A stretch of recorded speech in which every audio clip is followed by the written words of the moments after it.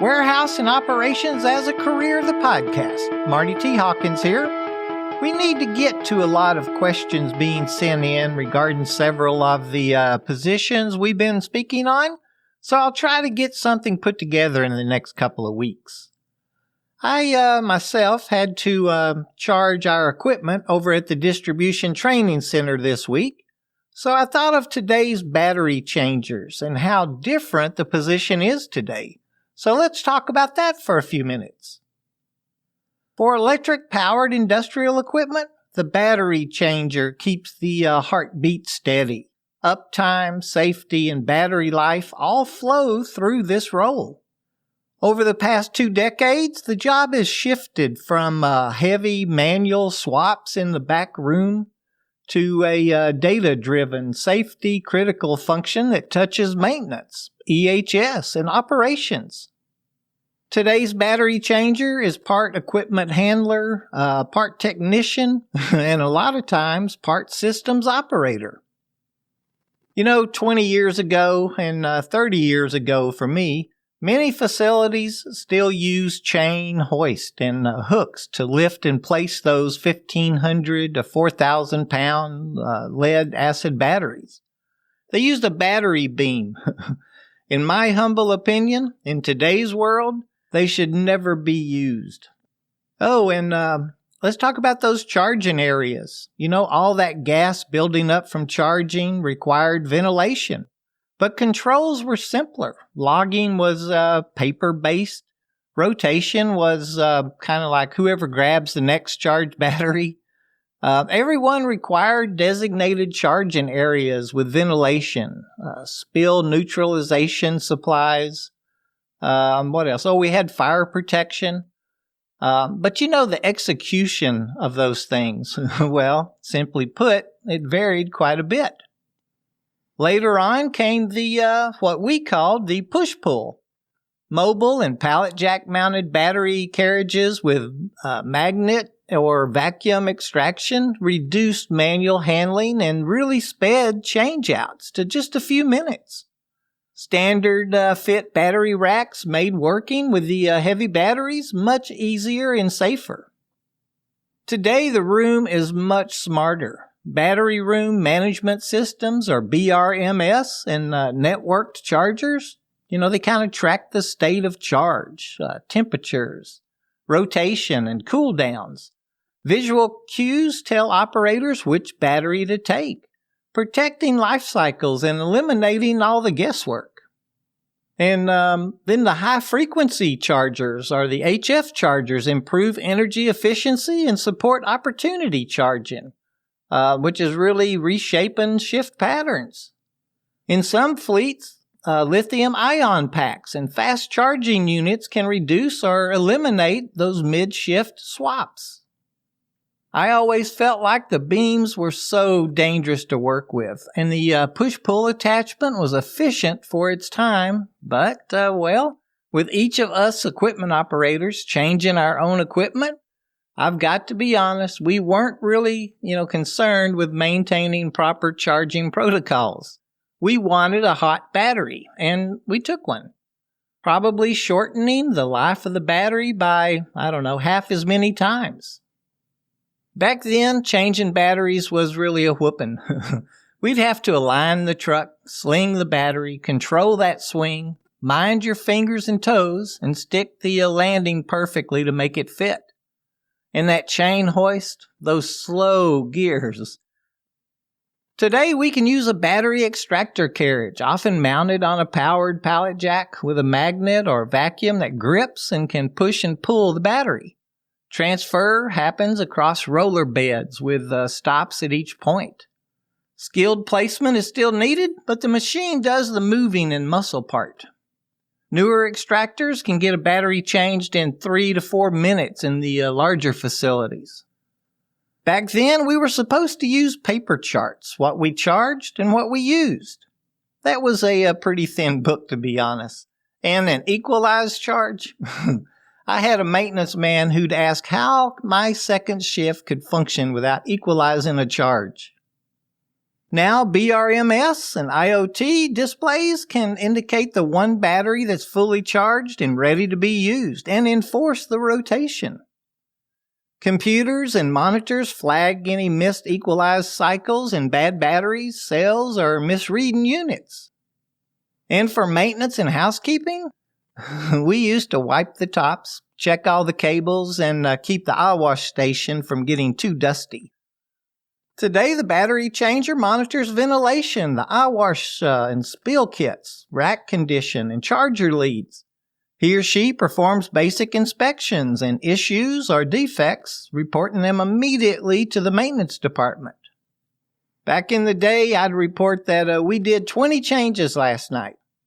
Now, KPIs include change-out times, wrong batteries used, charger utilization, battery temperatures, watering compliance, equalize usage, and preventative maintenance reporting. Today's systems make all that possible. And now you'll see high-frequency chargers and opportunity charging. High-frequency chargers deliver better electrical efficiencies than the older type units and support opportunity charging during breaks, keeping trucks in service longer and reducing, change events per shift. That maintenance guy I spoke about earlier would throw a fit if we ever plugged our pallet jack in at break or lunch. It used to be so bad on the batteries, but that was 20 and 30 years ago. There are some amazing systems out there now. Computerized racking, dashboards, data analysis on each battery, its charge and change history, pretty much anything you'd ever want to know about it, and how your associates are following your charging protocols. In many facilities, lithium-ion packs and batteries are being used. Less maintenance, no watering, and utilizing partial charging as well. Designated charging areas with ventilation, spill neutralization, fire protection, and protection for charging units are modern today. Eye wash and showers and neutralization stations are maintained well, and lockout, tagout, or LOTO programs are built in, structured, and part of the program. And then there's training beyond just pit awareness. Today's changer needs training on chemical hazards, electrical safety, around chargers, LOTO, and use of the room's specific systems, those BRMS dashboards, HF chargers, extractor equipment, things like that. And a few of the more important things considered today that may not have been considered several years ago that we now consider for the rooms and the position? Gosh, let's see, where do I start? The room layout and flow, I guess. Let's start there. We want marked, dedicated aisles and striped parking lanes, and where charger leads can be kept tidy and up off the floor. Running over a charge terminal is the quickest way to upset that maintenance guy.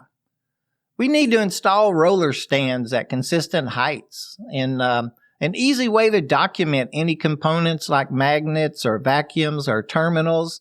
Maybe something could be linked to our warehouse management systems. And of course, ventilation in the room that keeps any gases low during charge and equalize cycles. I think all the new systems are great in helping to take the right battery every time by being system directed. No more I'm taking this one because I want it. The maintenance guy loves how they help equalize on the proper schedule, and the BRMS or charger system directs and records our compliance. The battery changer handles all the maintenance basics too. Watering programs, keeping the tops and vents clean, all the corrosion control. And they oversee the metrics, things like change-out cycles, battery charger utilization, temperatures, and the room 5S scores, incident near-miss rates, opportunities like that in his or her changing room. The job is moved from a no-skill or training position that all associates may have performed to a more skilled and trained position with responsibility and accountability. We have hands-on skills, equipment operation, alignment and transfer procedures, connector etiquette, hose and vent cap checks, housekeeping, in reading charger displays, understanding BRMS and all those alarms. And we'll learn to use basic data entry too. And of course, safety. Using the correct PPEs, acid handling, spill response, eye wash usage and those procedures, our LOTO rules and proper required ventilation. Where can this position take us? The things like senior battery technician, maintenance tech, energy charging program lead, EHS coordinator, or facilities or operations roles. As fleets digitize, the best battery changers become the room experts, people who speak the language of both uptime and safety. The battery changer's work is still about getting the right power pack into the right truck at the right time and doing all that safely. What's different now is our toolkit, the engineered extractors, roller racks, HF chargers, and the workflow with system-driven results, and the responsibility of owning a safety-critical, analytics-driven assisted process. And let's all imagine what the next 5 to 10 years are going to bring us. Well, there's a bit on the battery changer position. Send us a message through our Facebook or X feeds using that little @ WHSEOPS, or comment on Instagram at WAOC Podcast. You can even go old school and send me an email to host@warehouseandoperationsasacareer.com. If you have a position that you'd like to know more about, ask away, and I'll find someone to help us learn about it. Until next week, be productive and be safe in all you do, on the job and at home.